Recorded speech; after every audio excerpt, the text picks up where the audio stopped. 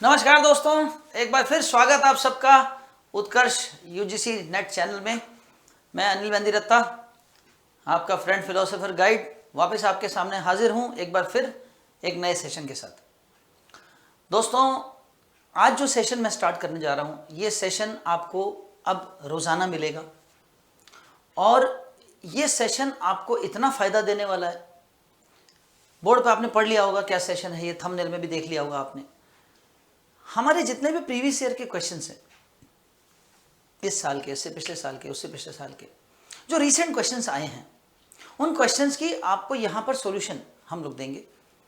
और इस सॉल्यूशन से आपके न सिर्फ आंसर से मतलब नहीं, आपको एक तो मैं ये फिर अपनी बात दोहराऊंगा, मेरी पहली क्लासेस, पिछली क्लासेस में सब में एक बात दोहराता हूँ, मेरी क्लास में घुसते ही सबसे पहला काम कॉपी, नोट्स कॉपी और पेन लेके ही बैठो, क्योंकि आपको क्वेश्चन के सॉल्यूशन के साथ साथ हर सॉल्यूशन के ऑप्शंस पे डिस्कशन, उसकी थ्योरी साथ साथ कराता जाऊंगा, तो बहुत सारी नई चीज़ें सीखने को मिलेंगी। तो उसको नोट्स को उतारो। दूसरी बात, आपको ये जो क्वेश्चंस हैं इसकी पीडीएफ आपको मिल जाएगी, लेकिन आप क्लास में जब पढ़ रहे हैं तो एक एक चीज़ जो मैं बोल रहा हूँ वो उसके टॉपिक वाइज उतारो। जैसे कोई क्वेश्चन का कोई पर्टिकुलर ऑप्शन में मैंने उसको समझा रहा हूं, तो उस टॉपिक को लिख के नोट्स कॉपी में उसके आगे उसकी नोट्स लिख लो, ठीक है ना। तो चलिए शुरू करते हैं। ये जो हमारी क्वेश्चन सॉल्यूशन वाली क्लास, आज की क्लास है, इसमें आपका logical reasoning, research, teaching, communication, इससे संबंधित क्वेश्चंस अभी हम पहले करेंगे, फिर धीरे धीरे इसको बाकी सब सब्जेक्ट्स अभी ले आएंगे। तो पहला क्वेश्चन आपके सामने हाजिर है। A learner combines his previous schemas or modifies them as per new experiences. The process of combining or modifying existing schemas and to arrive at new schemas is known as. अब सबसे पहले तो ये schema शब्द क्या है? ये logical reasoning का थ्योरीज ऑफ लर्निंग का हिस्सा है, और थ्योरीज ऑफ लर्निंग में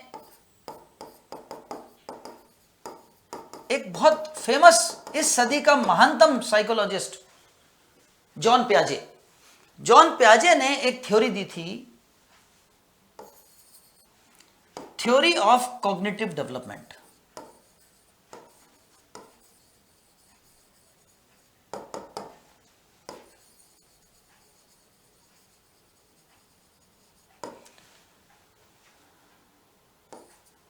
विकास का संज्ञानात्मक सिद्धांत या संज्ञानात्मक विकास का सिद्धांत।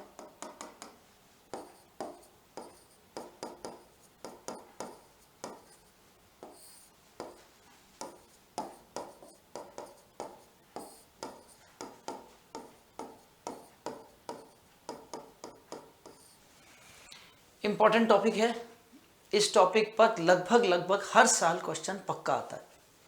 जॉन प्याजे ने जो थ्योरी दी थी, अच्छा हर साल क्वेश्चन का तरीका बदल जाता है, कुछ और चीज पूछ लेते हैं, पूछते इसी पर 2 साल पहले पूछा था 3 साल पहले पूछा जॉन प्याजे ने, नहीं जॉन प्याजे भी नहीं, थ्योरी का नाम दे दिया, थ्योरी ऑफ कॉग्निटिव डेवलपमेंट किसने दी? जॉन प्याजे ने दी। एक साल पूछा कि ये जो theory of cognitive development Jean प्याजे ने दी, ये किस तरह की रिसर्च है? अब देखिए, थ्योरी लर्निंग में है, टीचिंग वाले में, टीचिंग एंड लर्निंग वाला जो सब्जेक्ट है उसका हिस्सा है ये, और पूछ क्या लिया, रिसर्च कौन सी है ये। तो दोस्तों, मैं पहले भी अपनी क्लासेस में दोहरा चुका हूं, research, teaching, communication, logical reasoning, higher education, ये बुने हुए सब्जेक्ट्स हैं। मिक्स क्वेश्चन आते हैं। टीचिंग एंड लर्निंग का क्वेश्चन होगा, रिसर्च के बारे में बात करेगा, रिसर्च का क्वेश्चन होगा, लॉजिकल रीजनिंग की बात करेगा, तो इसलिए कम्युनिकेशन का क्वेश्चन होगा, टीचिंग की बात करेगा। तो इसलिए आपको ये चारों सब्जेक्ट्स, 5 सब्जेक्ट्स या पूरा सिलेबस की बात करें तो इनको गुंथा हुआ ही है, आपको चीज़ों को एक दूसरे से रिलेट करना आना है, और वो हम धीरे धीरे अपनी क्लासेस में सिखाएंगे आपको। तो जॉन प्याजे ने जो थ्योरी दी थी, एक साल क्वेश्चन आया कि ये किस तरह की रिसर्च है। अब मैं आपको इस पर्टिकुलर टॉपिक पे जितने क्वेश्चन आज तक आज सबकी चर्चा कर दूंगा आज, तो आपको बहुत सारी चीज़ों का एक बार पूरा ब्यौरा मिल जाएगा। इसलिए मैं कह रहा था मेरी क्लास को बहुत ध्यान से सुना करो और नोट्स लिखो। मेरी आदत है, मैं कोई भी चीज़ को आपको सिखाता हूं तो पूरा उसका जाल बना करके पूरा बता दूं। जॉन प्याजे ने जो रिसर्च की थी, ये साइकोलॉजी में की थी, और कोई भी विषय से संबंधित शोध होता है, कोई भी विषय से संबंधित रिसर्च होती है, वो फंडामेंटल या मौलिक शोध होता है, फंडामेंटल रिसर्च या मौलिक शोध। तो जॉन पियाजे की ये जो रिसर्च है जिसमें इसने थ्योरी बनाई थी, थ्योरी ऑफ कॉग्निटिव डेवलपमेंट, ये फंडामेंटल रिसर्च कहलाती है। कहीं भी थ्योरी बनेगी तो फंडामेंटल रिसर्च में बनेगी। फिर एक साल पूछा इसके कितने चरण हैं, इस थ्योरी में चरण कितने, स्टेजेस कितने? तो दोस्तों 4 स्टेजेस की है ये। इस थ्योरी में क्या सिखाया जॉन पियाजे ने? जॉन पियाजे ने बच्चे के पैदा होने से लेकर 0 से लेकर 18 वर्ष तक के उसके उस उम्र में उसके विकास का, उसके संज्ञानात्मक विकास का जो चरण थे वो दिए।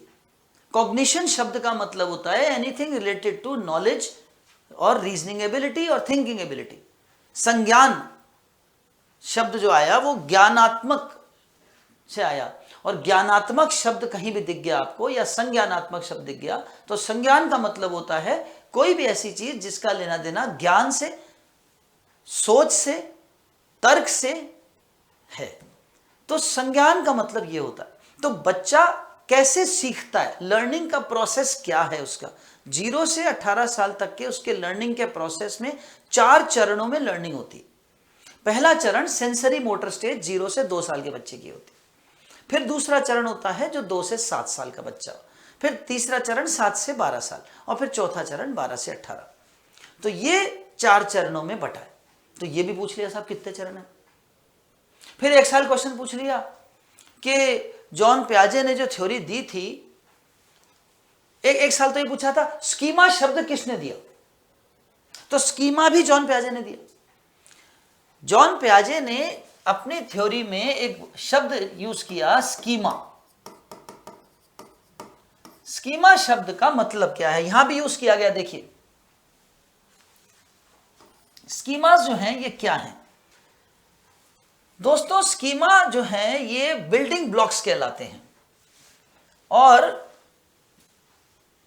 ये जब बच्चा सीखता है तो कैसे सीखता है? वो जो भी इंफॉर्मेशन, जो भी सूचना एकत्रित करता है बाहर की दुनिया से, वो उसके अपने दिमाग में एक योजित ब्लॉक्स बना लेता है, बिल्डिंग ब्लॉक्स बना लेता है।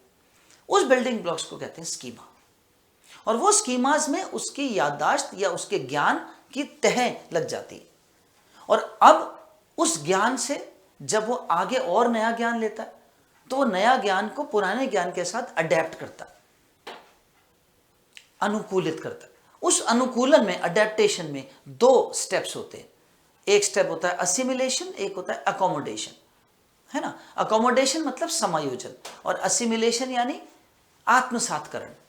तो ये 2 चीजों में ये साइकिल चलती है, अकोमोडेशन फिर असिमिलेशन, फिर अकोमोडेशन फिर असिमिलेशन, समायोजन फिर आत्मसात करना, फिर समायोजन फिर आत्मसात करना। और इन दोनों को मिला करके और इन दोनों के कारण से एक अडेप्टेशन बनता है, यानी अनुकूलन बनता है। और उस अनुकूलन से वो अपने ज्ञान को, पिछले ज्ञान को नए ज्ञान के साथ साम्य बनाता है, इक्विलिब्रियम करता है। उस इक्विलिब्रियम को कहते हैं इक्विलिब्रेशन। तो जॉन पियाजे की थ्योरी में स्कीमास जो हैं उसमें जो नॉलेज वो एंटर करता जाता है, वो 4 वर्ड्स आपको मिलेंगे, और कई बार आ गया question. Assimilation, accommodation, adaptation, equilibration. समायोजन, आत्मसातकरण, अनुकूलन और साम्य। तो ये 4 चीजें हैं जिसको वो धीरे धीरे स्टेप्स में करता है। मैं एक एक करके इनको भी समझाऊंगा। अकोमोडेशन या समायोजन का मतलब होता है कि आपने, एक बालक ने कोई चीज सीखी, ठीक है, कोई चीज के बारे में कोई ज्ञान लिया उसने और सीखा, और उसके स्मृति पटल पे, उसकी मेमोरी में चला गया, उसके स्कीमा बन गया, बिल्डिंग ब्लॉक बन गई। फिर वो उसने कोई और नई नॉलेज सीखी, तो वो नई नॉलेज नया बिल्डिंग ब्लॉक बनाएगी, नया स्कीमा बनाएगी। और हो सकता है ये स्कीमा पिछले स्कीमा से रिलेटेड हो, तो पुरानी स्कीमा कहेगी आजा भाई आजा, तू भी आया, नया पार्टी आई, आजा बैठ जा हमारे साथ, तेरे को भी अकोमोडेट कर लेते हैं, समायोजित कर लेते हैं हमारे इस स्ट्रक्चर में। तो ये समायोजन है, अकोमोडेशन। फिर आता है एसिमिलेशन। मान लो एक पहले से स्कीमा बनी हुई है, उसमें पहले से ज्ञान की जानकारी है बच्चे को, और अब कोई नई जानकारी मिली, जैसे आप लोगों को कोई जानकारी मिली और आपने अब तक वही सुनते आ रहे थे, अब अनिल सर की क्लास ली और अनिल सर ने कहा ये ऐसे नहीं ऐसे होता है। अब क्या हुआ साहब, अरे यार अपने पास तो ये जानकारी है, ये तो सर बता रहे कि ये नहीं है, और इस सर की बात तो माननी पड़ेगी, क्यों, एक्सपीरियंस ज़्यादा है सर को, टीचर को। तो ठीक है साहब, अब क्या करेगा बालक, क्या करेगा, वो जो पुरानी इंफॉर्मेशन है ना, उसकी जगह इस इंफॉर्मेशन को फिट करेगा, उस इंफॉर्मेशन की जगह इस इंफॉर्मेशन को चेंज करेगा, मॉडिफाई करेगा। तो जहां चेंज कर दिया स्कीमा को, वो एसिमिलेशन है, आत्मसात करना है, नए ज्ञान को पुराने ज्ञान के साथ आत्मसात करना, चेंज करना, एडिट करना, तो ये एसिमिलेशन। और इन दोनों से मिलकर के, और फिर जहां चेंज करने में ज्यादा दिक्कत आ रही है, एसिमिलेट हो रहा है, तो उसकी नया स्कीमा बना दी तो अकोमोडेट हो गया। तो ये साइकिल चलती है, अकोमोडेशन होता है, फिर एसिमिलेशन होता है, फिर अकोमोडेशन जरूरत पड़ती है तो फिर करो, तब तक करते रहो जब तक वो अनुकूलन नहीं हो जाए, अडेप्टेशन नहीं हो जाए, आप उस ज्ञान के प्रति अडेप्ट नहीं हो जाओ। और इन तीनों की कार्रवाई की वजह क्या है, हमें इक्विलिब्रियम चाहिए, हमें पिछले ज्ञान और नए ज्ञान के बीच में साम्यता चाहिए, इक्विलिब्रेशन। तो ये है साहब पूरी रामायण स्कीमास की। तो जॉन पियाजे की थ्योरी में एक चीज ये स्कीमास की बात मैंने आज आपसे करी, और इसके 4 चरण होते हैं जो क्लास में आप मेरे से सीखते भी और सीखोगे। तो ये 4 चरण मैंने आपको बताए अभी, तो बहुत डिटेल में तो पूरा बहुत ज़्यादा इसका टॉपिक लंबा है, वो तो हम क्लास में पढ़ते ही हैं और पढ़ेंगे आप। तो अभी हम इस क्वेश्चन को करते हैं। अब इस क्वेश्चन में क्या होता है, कई बार बच्चा कंफ्यूज होता है, क्या करूं, तो मैं आपको कई टेक्निक्स भी सिखाता हूं, वर्ड्स पकड़ लो। जैसे इसमें एक वर्ड है दोस्तों, न्यू स्कीमा, देखो, नई योजना, नई परियोजना। जैसे ही न्यू स्कीमा, नई योजना आ गई, नई तो अकोमोडेशन में बनती है भाई, समायोजन करना है, तो आंसर है अकोमोडेशन। ठीक, चले आगे। पहला क्वेश्चन आपका क्लियर हुआ, आशा करता हूं आप नोट्स उतारते जा रहे हो, आशा करता हूं आप लिखते भी जा रहे हो। मैं साइड में हो जाता हूं, लिख लो और हर एक चीज को उतारो, हर एक चीज को समझो। कोई डाउट हो तो मैसेज करो, पूछो। उत्कर्ष की टीम हमेशा हाजिर है आप लोगों के लिए, आपको कोई भी चीज पूछनी हो हमेशा हम हाजिर हैं। तो चीजों को सीखो और जेआरएफ बनो यहां से। अब आते हैं सर्वे रिसर्च। अब भाई साहब एक बात बताऊं, रिसर्च की बात करते हैं तो सर्वे एक बहुत बड़ा डेटा कलेक्शन टूल होता है। और सर्वे यानी सर्वेक्षण हिंदी में कहते हैं। और सर्वेक्षण कब होता है, क्या सर्वेक्षण साइंस के विषय में होता है, विज्ञान विषय में होता है? नहीं, फिजिक्स में नहीं होता। फिजिक्स में क्या होता है फिर? इसमें होता है एक्सपेरिमेंट, सर्वेक्षण नहीं होता। डेटा कलेक्शन का टूल क्या है? एक्सपेरिमेंटेशन है। हिस्ट्री नहीं, इसमें भी सर्वेक्षण नहीं होता। इसका डेटा कलेक्शन का टूल क्या है? ऑब्जर्वेशन है, अवलोकन। मैं आपको सबके डेटा कलेक्शन टूल भी बताता जा रहा हूं, ये किसमें है और ये इसमें क्यों नहीं है, तो ये नहीं है तो फिर कौन है। हर एक क्वेश्चन के पूरे पोस्टमार्टम करेंगे अपन। एक्सपेरिमेंट यानी परीक्षण, टेस्टिंग, निरीक्षण। फिर आता है हर्मेन्यूटिक्स। अब ये क्या चीज है हर्मेन्यूटिक्स? दोस्तों हर्मेन्यूटिक्स एक ऐसी ब्रांच है जिसमें फिलॉसफी के टेक्स्ट को, शास्त्रों को, बाइबल को, ये एक्चुअली बाइबल से बना था वर्ड, कि बाइबल को समझने में, बाइबल को समझने का जो ज्ञान है वो हर्मेन्यूटिक्स में आता है। शास्त्रों को, फिलॉसफी के टेक्स्ट को, उसको समझने का ज्ञान, वो हर्मेन्यूटिक्स है। और इसका जो डेटा कलेक्शन का तरीका है वो ऑब्जर्वेशन है। तो इसलिए ये भी नहीं होगा। दोस्तों सोशियोलॉजी वो ब्रांच है जिसमें सर्वे किया जाता है। सोशियोलॉजी वो ब्रांच है जिसमें सर्वेक्षण होता है। ठीक है, क्लियर हो गया? तो आगे बढ़ते हैं। आज क्योंकि आपके क्वेश्चंस की ये पहली क्लास है तो मैं, और आज मेरी उसके बाद में मेरी क्लास है दूसरी, तो आज तो समय कम है हमारे पास, तो आज हम कुछ इतने ही क्वेश्चंस कर पाएंगे। लेकिन ये कड़ी अब चलती रहेगी, अब ये कड़ी जारी रहेगी। आज पार्ट 1 है, कल पार्ट 2, परसों पार्ट 3। अब आपको रोजाना क्वेश्चंस के साथ ऐसा ज्ञान मिलता ही रहेगा। तो तैयार रहिए नोट्स के साथ। एक क्वेश्चन आज का आखिरी करेंगे और फिर बाकी का इसके क्वेश्चंस हम कंटिन्यू करेंगे नेक्स्ट क्लास में। Methods of social research are directly linked to different visions of. सामाजिक अनुसंधान की विधियां निम्न में से किस विभिन्न दृष्टि से सीधी सीधी जुड़ी है? देखिए सामाजिक की जब बात करते हैं, सोशल रिसर्च की बात करते हैं, सामाजिक शोध हमेशा सामाजिक रियलिटी, सोशल रियलिटी, सामाजिक वास्तविकता को देखता है। तो सोशल रियलिटी पर आधारित है, सामाजिक वास्तविकता यथार्थ पर आधारित है। लेबोरेटरी की चीजें तो सोशल रिसर्च नहीं होती, ये तो एक्सपेरिमेंटल रिसर्च होती है, एक्सपेरिमेंटल रिसर्च होती है। और सिमुलेशन जो है ये क्वालिटेटिव रिसर्च में किए जाते हैं। और वर्चुअल रियलिटी का मतलब होता है कि आप कोई चीज को करने से पहले उसको वर्चुअली देखें। जैसे आजकल ये बड़े वर्चुअल रियलिटी वीआर कैम्स आ गए ना, कि ड्राइविंग सीखना तो स्टूडियो में ही वीआर कैम लगा देते हैं, मोबाइल से कनेक्ट करते हैं, तो आप उसमें गेम्स भी खेल लेते हो, ड्राइविंग भी सीख लेते हो, उसे कहते हैं वर्चुअल रियलिटी। ये वास्तविक रियलिटी से इसका कोई मतलब नहीं। तो दोस्तों इसका आंसर है सोशल रियलिटी। तो आज के लिए इतना ही, इसको कंटिन्यू करेंगे नेक्स्ट क्लास में। बहुत बहुत धन्यवाद आपका, नमस्कार, गॉड ब्लेस यू।